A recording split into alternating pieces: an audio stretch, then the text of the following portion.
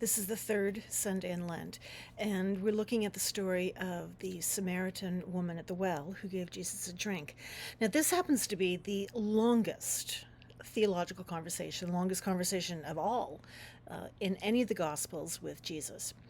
And in a typical patriarchal format, and we can't address this without addressing some of the assumptions around this story, the woman in the well has been either dismissed outright or she has been treated as a lesser a lesser person, a woman who is so far beneath Jesus, not only culturally but morally, that he's indulging her, or he's desperate, or any number of scenarios. So before we even get into the theological ramifications and the content of this story, we have to debunk a few of the assumptions that go through. The first one is that because she was in the well in the middle of the day, then she was obviously a prostitute or disrespected by the community, or not allowed to be there while some of the other women were doing their thing at the well in the early morning and early evening when most people drew water. There's absolutely no sociological reason to assume that. Sometimes people went to the well. Sometimes the water they got in the morning ran out.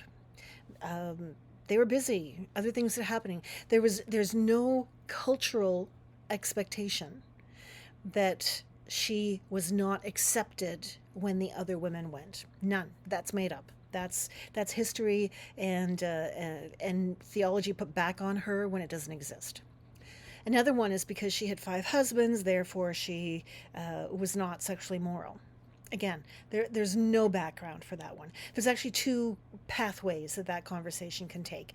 The first one is that just because she had 5 husbands and currently lives in a situation with someone who she's not married to, does not automatically make her someone who is sexually risque.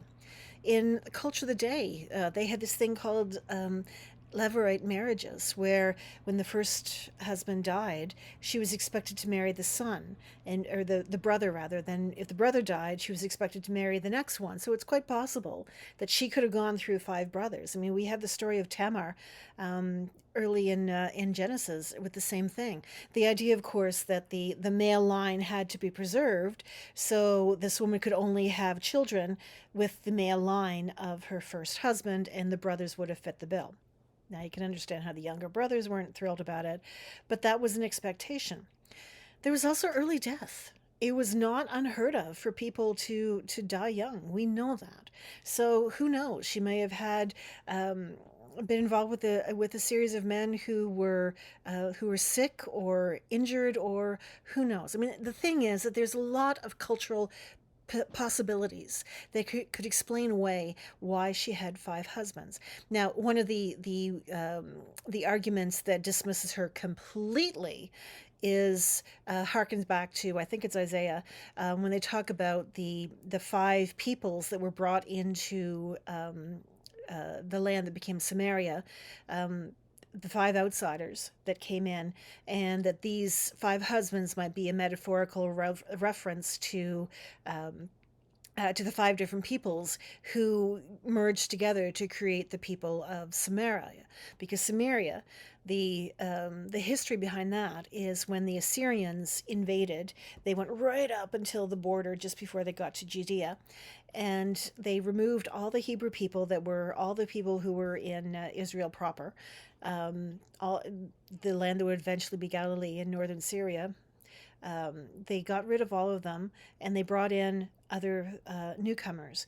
And the few that remained, they intermarried. And that's where you get the Sumerians, who are Torah people, who do believe in the Hebrew God, who do believe in Jacob and Isaac and Rebecca and Abraham and all that and whole crew. But they're seen as ethnically not pure by the Judeans. So there's that divide between them. They also believe that Mount Gerizim in the Samaria area was where the original temple was built, not in Jerusalem where the second temple was. And we will never know because both are protected sites and there's no archaeology allowed on it. So all we can go with is what the Sumerians, who still exist today, and the Jewish folks in Israel in political Israel today, claim where the Second Temple is. The problem with using that metaphor and developing that metaphor is that she disappears completely as a human being. She suddenly is myth and metaphor, and that's not a good answer either. So this woman is imbued with all of this cultural stuff, all of this negative stuff that last week when we looked at Nehemiah, he didn't have any of that. And he had a name, which is another issue here. But we have to break down these assumptions of her right away. There is nothing to suggest she's anything but a bright woman who comes from the community, who went out to get water and runs into Jesus. That's all we need to know about her.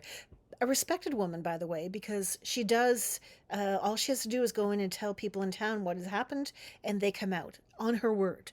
They're not challenging her or judging her. So a respected woman in this community in Samaria by Jacob's Well, which we don't have any real geographical locator for that, on or around Mount Gerizim, which would have been their temple would have been destroyed at that point in time. So, and she talks about being on the mountain. This is where we worship. So that's all we know about her. Jesus comes down and sits down midday. His followers are off in town getting food, we're told, and he sits down and asks her for water. And she just looks at him and it's like, you're not supposed to talk to me. My people don't talk to your people. What's going on here? So we already have a cultural breakage, a transcending of some very, very stiff lines of engagement.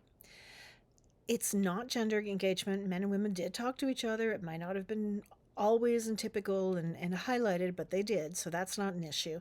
The issue is he is a Hebrew from, well, she assumes Judea, and she's Samaritan. They don't talk to each other. They don't like each other. They have great fear and disregard for each other. But Jesus transcends that. And that's one of the baselines we have to get in on this one. Jesus transcends that antagonism. So he talks about living water. And this woman says, well, where can I get this? Assuming, again, she's talking about something literal from the well. And that's one of the great confusions when you're listening to the Gospel of John, is because Jesus moves back and forth between metaphor and literal. And this time he's moving on the basis of water. He's asking for an actual literal drink of water. She asks him what he's about. He offers her metaphorical water, and the conversation continues.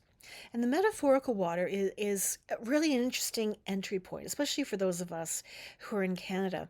I've said many times that when we're reading the Bible, we have to look at when Jesus did this, when it happened, when the writers wrote it down, and in our modern context. So the three have to be kept in tension all the time. The other thing we have to remember that some people have a hard time hearing is the Gospels, the Bible was not written for us. We are a people who they couldn't even imagine living in a land they could not even fantasize about. Speaking a language they hadn't even been invented by the time they were around. So the Gospels were not written for us. We have to see ourselves in the people who were there. Imagine being a woman in the desert, which is primarily this area. They had oases, they had green spots, they had farming, they had all of that stuff going on. But they're essentially a land that had seasonal rain. It was primarily arid conditions. The wells were life. Jesus being by a well meant he was going to a source of community and gathering because that's where the people were. He offers living water, which the translation is actually moving water, not stagnant, not in cisterns. So she's carrying a jug, and she offers him stagnant water, which is perfectly fine if you're going to be eating or drinking. But he's offering her living water, which is a metaphor and part of theology. As Canadians, especially those of us who are living in Eastern Canada, living water, moving water, it's everywhere. Imagine if you were a first century person living in that arid desert and you come to Canada. Your mind would be blown by the abundance we have of water. More water than anywhere else in the world, if I get the statistic right. For us, it's not a miracle. For her, it would have been. having that water freely accessible, being able to be any time of day, turning on tap even, totally life changing. And that is how the metaphor can transcend for this woman, something that we take for granted, that God is offering for granted, that she will be so amazed by. Living water, living change, the source of life, the ability to keep going, the ability to care for what's around you. That is what Jesus is talking about, what he's offering. For a woman who is in a world where that is not in abundance, that is profoundly life changing. And she takes her experience with Jesus and she goes into the community and she tells them what happened. And they now come out to see her, not to undermine her, but to hear what she has learned from the source. The disciples, again, don't get it. That's a constant theme, and that's okay. But this woman brings an opportunity to learn another metaphor for how Jesus changes lives. The living water, the changing, the moving constantly, the healthy understanding of plenty. That's as profound then as it is now. Jesus brings what we need. And when we have that, we'll never thirst again because we have now the knowledge, the understanding, the beauty, the continuity of being the community of God. Jesus wanted to bring that to her.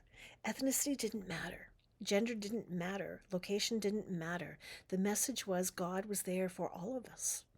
And that is the gift of living water.